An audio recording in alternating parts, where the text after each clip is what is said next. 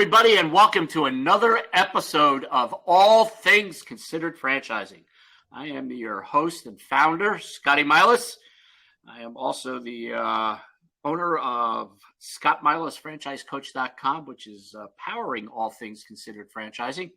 All Things Considered Franchising is a podcast dedicated to the entrepreneur, people who are interested in exploring and researching and educating themselves, wanting to know their no and understanding their why on business ownership, primarily through franchising. ScottMilasFranchiseCoach.com is an organization that I founded many years ago that provides a consultative free service that helps you build a business model and introducing you to brands that potentially have a fit and take you through the validation stages and making sure that you're getting the information you need to make a validated business decision. Today's guest, you talk about a small world, is I could probably almost throw a softball to him down the road, is President of Mosquito Shield, an interesting concept in the tick and pest control, mostly outdoor type stuff. Has been with the brand for many, many years now, building it. Ironically, comes out of the automotive industry, and we were just chatting about Gary Rome, who was a big auto dealer, franchise owner out here. But please welcome to the show, Michael Moorhouse. Michael, welcome. Hey, Scotty, thanks. Really happy to be here with you. Yeah, chatting with you before we hit the record button here.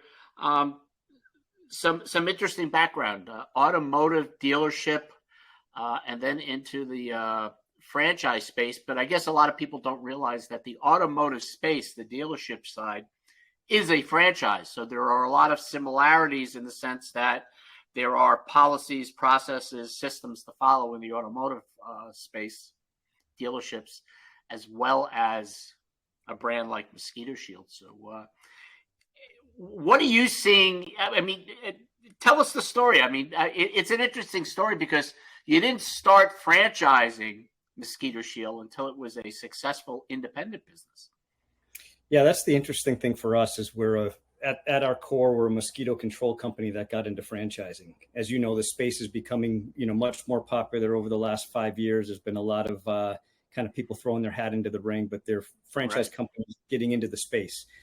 To their credit, they recognize a huge growth opportunity and a lot of market share out there. But we go all the way back to 2001. I've been with the brand for over 15 years. Wow. Now, a lot of people don't realize that this sector of pest control, outdoor tick control, mosquitoes, there's a science to this.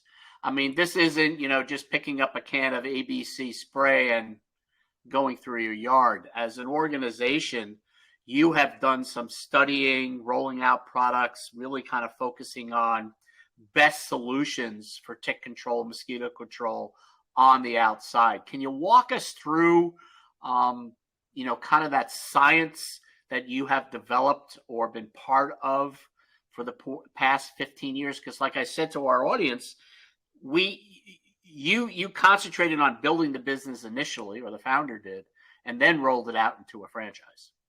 Yeah, it's a great question because it's a little bit of what we call spray and pray when, companies will buy products, go out and spray with no real science behind it. But we really look at and have spent the last 20 years developing our program to match the mosquito biology. So it gets really in the weeds on it, Scotty, but, we really look at the weather and how that impacts the reproductive cycle of the mosquitoes. And we've built a program directly around that. So we don't come out on a set schedule.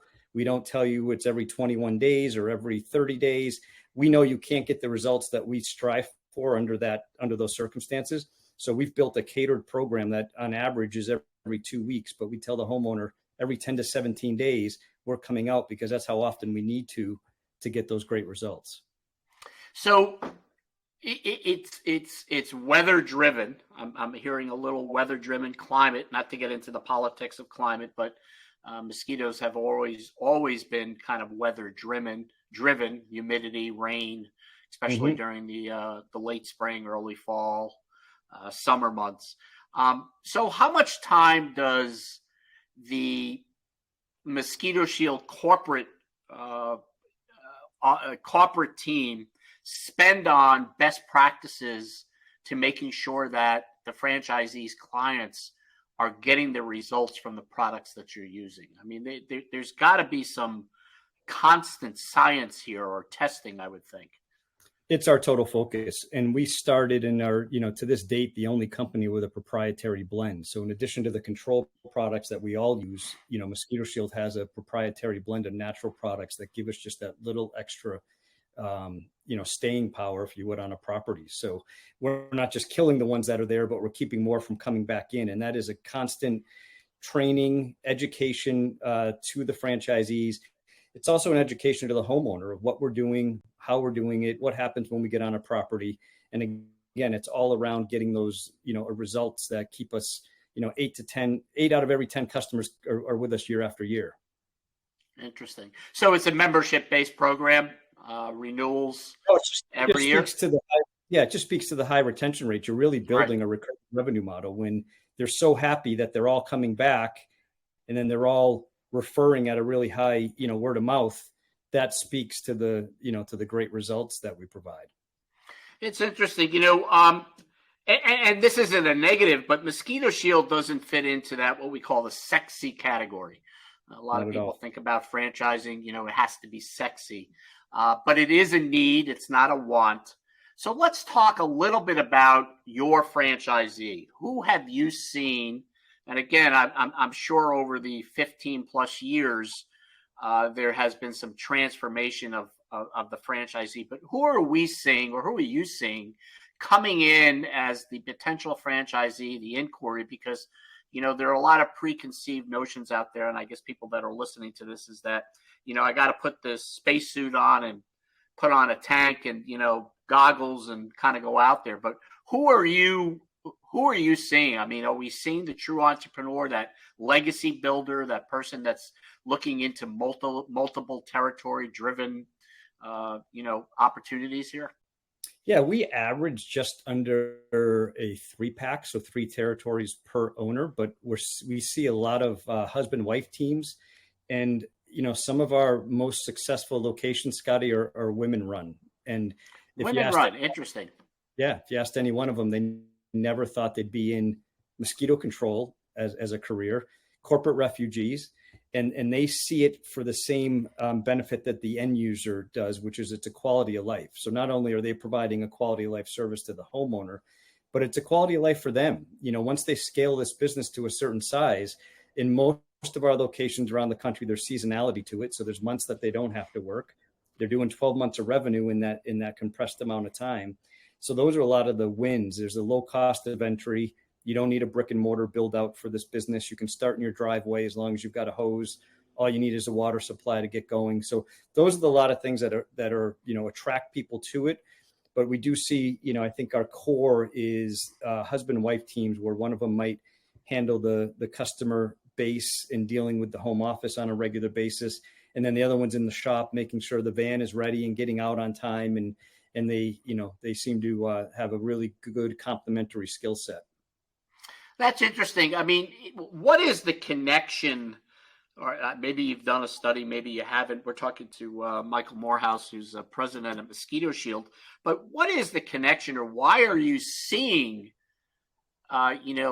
women coming into this type of business? I mean, it is unique. It's probably a little surprising to some of our listeners today. But what is the attraction? Is it that it's seasonal? It's a business that runs in the summer, spring, summer, and fall, early fall, and the kids are home? Or, I mean, what's the connection? Well, it is. I think to go back to 2013 when we launched, 2 of our original franchisees were husband-wife teams, but the wives were the ones really driving the day-to-day. And they're still with us today, and they're our most successful franchisees. So when you talk about validation, people that are in the process of considering a business opportunity, and somebody like yourself introduces them to Mosquito Shield, and they speak to existing franchisees. They're often talking to our legacy, stakeholders, and they're women. So there is that, connection right out of the gate, that they see that this isn't it's not that dirty job pest control that you think of. It's a business opportunity with a lot of scalable high-end opportunity. One of the areas in a service-based business, and I consider this to be in a service-based business, home service category, is that, and I address this a lot with my clients, and we kind of take a deep dive into it, is that there's what I call the sales aptitude. And I'm not talking about the Willy Loman where you're knocking on doors, or the old days where you would just pick up the white pages or yellow pages and start dialing for dollars. But there is that sales aptitude of networking, getting out into your community, letting people know that you own this business, provide this service. Are you seeing your predominantly couples, the husband and wife teams, or, where one person is that salesperson and the other is more of the internal, answering the phone, scheduling? Or are you seeing it vice versa, or are you seeing people hiring a salesperson? Because there's got to be that sales aptitude part where somebody is going to that homeowner, that customer's house.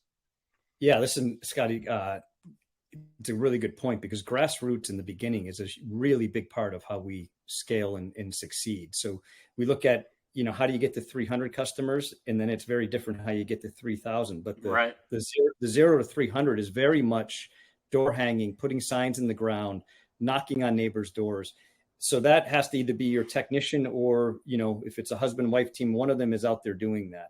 And, we have an in-house sales center, so that takes the sales mystery away for all of our franchisees. Okay. They don't have to focus on that. They just need to worry about making the phone ring.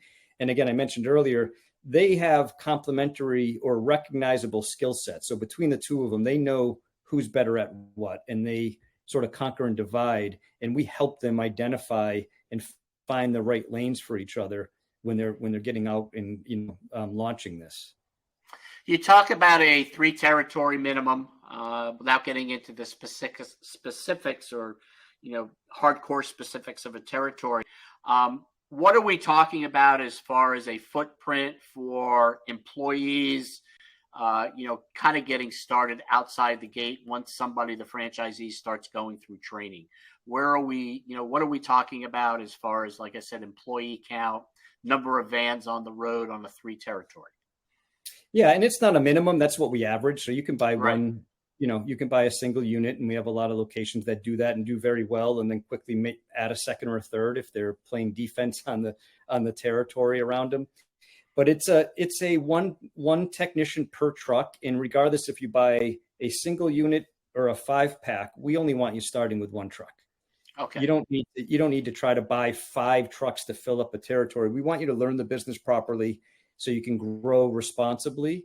So you're going to have 1 technician per truck. And that's what makes this space that we're in a little bit different than a lot of the other home service models, is your overhead doesn't change as you keep adding trucks. So if you've got, if you outgrow your driveway and you need to get to a rental facility, all you need is parking spaces. You don't need a big shop. You don't need a bunch of people in the shop. You just need 1 person to work with the home office, another person to help all the trucks and technicians get out every day. But your rent doesn't go up if you have 2 trucks or 10 trucks. That's what makes this so scalable and exciting to the business owner. Let's talk a little bit about, we're talking to Michael Moorhouse, again, President of Mosquito Shield. Let's talk about the seasonality of this, because a lot of times people start looking at seasonality business and saying, well, if I'm not operating 12 months out of the year, and again, there are certain geographical territories that you may be operating 12 months, but if you take the Northeast with the 4 seasons, you may not be operating, quote, operating in January, February, or December, whatever it may be. Talk about any of the myths that go with seasonality type business and the seasonality side of Mosquito Shield, because a lot of people say, well, I'm going to shortchange myself on revenues. I know that's a fallacy, but maybe help our audience get a better understanding of that.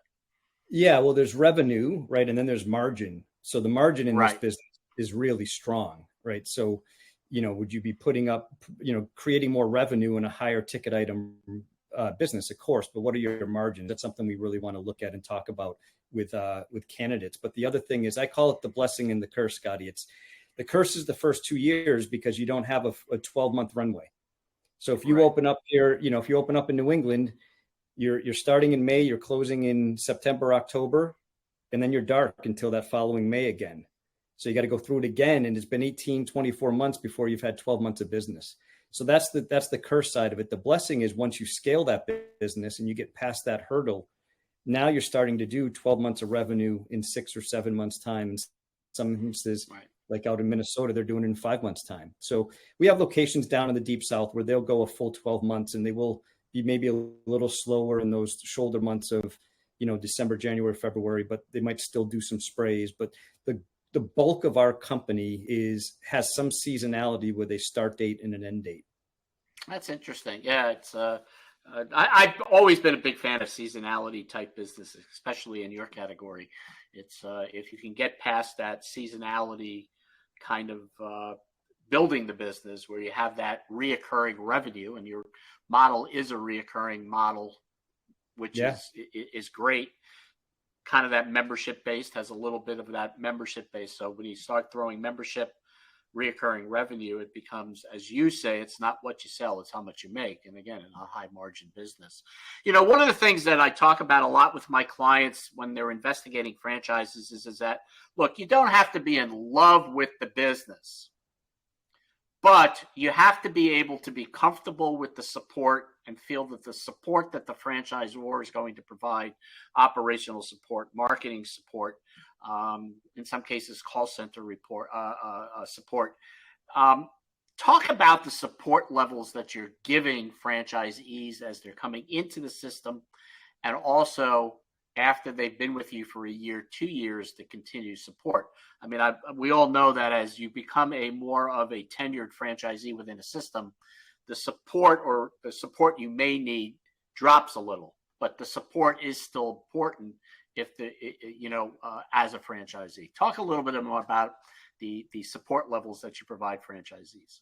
Yeah, happy to. It's a great point. The bigger you get, you have a different set of pain points, right? Yes, exactly. You need less from us, right? But what you need is very different. And we often have to put on a different hat. It's a different coaching strategy.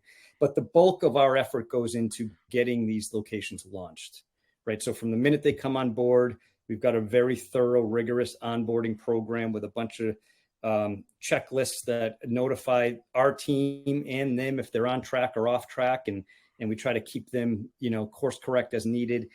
We have what we call a 3 and under, Scotty. So anyone that's been in the system for less than 3 years, every other Tuesday, it's an open call into the home office at noontime that we, so everyone that's in that same boat can talk about what they're dealing with at that moment.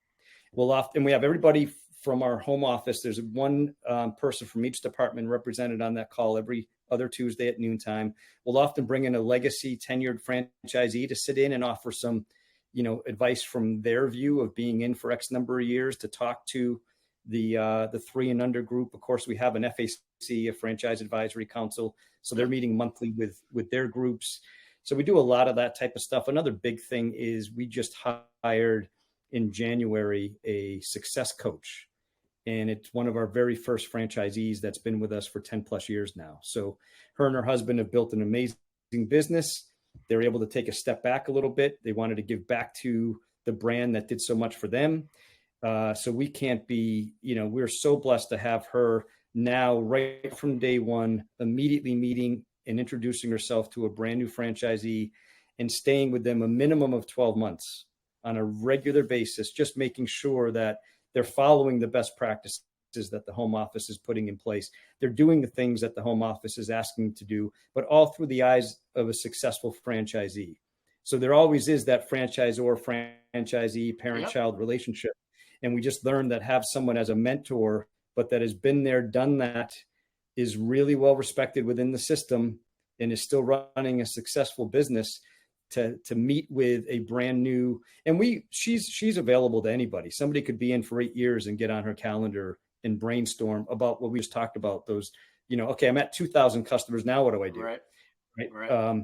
So she's making herself available, but her core responsibility is getting people launched and then staying with them and making sure that they're scaling as we'd like them to. Right. Well, it's kind of like how do you eat an elephant, right? One bite at a time. You don't want to get out there and try to eat the whole elephant in one sitting. It takes time. And I think there's this fallacy about, business ownership that, you're going to leave the corporate world, invest in a business, and all of a sudden it's just, independent financial wealth. It takes time. You've got to work it like anything else.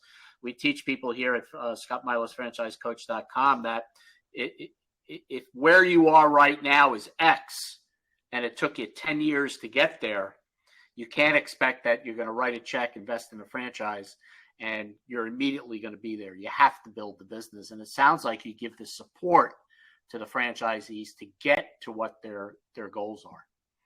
Well, we do. And I think the other thing that we continue to learn, right, always, and continuous improvement is one of the pillars of our brand, is making sure that we are open to always accepting new ideas, listening to our franchisees, taking their feedback, involved, getting, participating in programs like this and working with other franchisors. But the point is, somebody's got to run the business, right? So semi-absentee is probably one of the most loosely thrown around terms in France.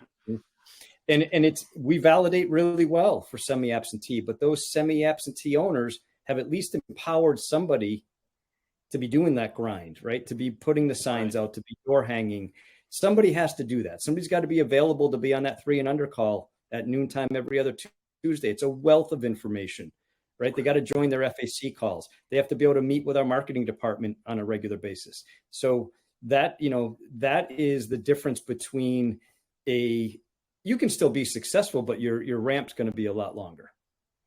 Right. One final question, Michael, before we close out here is that at ScottMilasFranchiseCoach.com, we have done a lot of work with people who already have invested in a franchise, multi-unit, multi-brand, multi-territory. Does the Mosquito Shield brand opportunity fit into people who already own franchises that may be looking to diversify their portfolio? It does. I think for a lot of the infrastructure we've already talked about today, we have an in-house sales center, so you don't have to train salespeople. They're not going out cold calling. All of the leads that come in via phone or our website, if someone fills out a contact form, that's all being handled. And they're closing. They're asking for the sale, and they're entering that data in, and you're getting an email that another sale came in and money's in your account. So we take that side out of it. So we have, again, I'll go back to that 20 plus years experience of really building the foundation of a pretty seamless, scalable business. So the infrastructure is in place. So it makes it easy. And I already mentioned, you don't need a ton of people to run this. So that's another positive to it. Right. It's interesting you bring up the semi-absentee, that whole equation. It is an interesting category. You could probably spend 2 hours discussing the definition of semi-absentee, but I always tell my clients that, semi-absentee is wonderful after you've built the business up, but are you going to really write a check for X and just turn the keys over to somebody that you don't know? I mean, so, you've got to be involved in the business. Michael, if somebody wanted to find out more about Mosquito Shield, what would be the best way for them to provide more information, get more information, website? Do they reach out to you? I know you're working with an FSO, but what would be the best way besides reaching out to me? Yeah, so MoShield, MoShieldFranchise.com would get you all the information on franchising. And I really love talking to people. So if it's somebody that just even wants to just pick my brain, or if they've got questions on getting into franchising, even if it's in a different industry, different space, Michael@MoShield.com is my direct email. I respond, I'll reach out, we'll get on a call. So happy to do that. So MoShieldFranchise.com, and my email is Michael@MoShield.com. Okay, great. We'll have that up on the screen for everybody to reach out to you. Any closing thoughts? Anything else you want to share about Mosquito Shield? Anything else somebody should know about it? Again, they can get more information on the website or reach out to you. But anything else that you want to share? Yeah, I would just say in general, even aside from Mosquito Shield, if it's something you've been thinking about and it's been a niche of yours, that take that leap. Franchising is a great opportunity to get into business ownership. I appreciate you and the platform that you have to help people learn more about it as well. But I just think, I'm very passionate about our brand, but I think just in general, I love encouraging people to consider ownership and taking that leap. Yeah, I think, and it's a great closing point, Michael, that, I have always encouraged people to put yourself in a position to educate yourself and to learn. Once you the ability to learn more, and as you learn more, makes your decision process easier. Nobody likes to write a check, but education, guidance, understanding, and again, franchising is not for everybody. But putting yourself in a position to want to learn really helps make that decision process easier and making the right validated decision. So, Michael, thanks very much. We hope to get you back in the next 6 to 8 months, I should say, and get caught up on all the new things about Mosquito Shield and where you are. But in the meantime, thanks very much for joining me. This is Scotty Milas, the host of All Things Considered Franchising, and powered by Scott Milas, franchisecoach.com. You can reach me at 860-751-9126 or email me, Scott, at scottmilasfranchisecoach.com. Check out all our episodes of All Things Considered Franchising on any of the major podcast channels, Spotify, Apple, the list goes on. But again, Michael, we thank you for being here and continued success with Mosquito Shield. Awesome. Thanks, Scotty.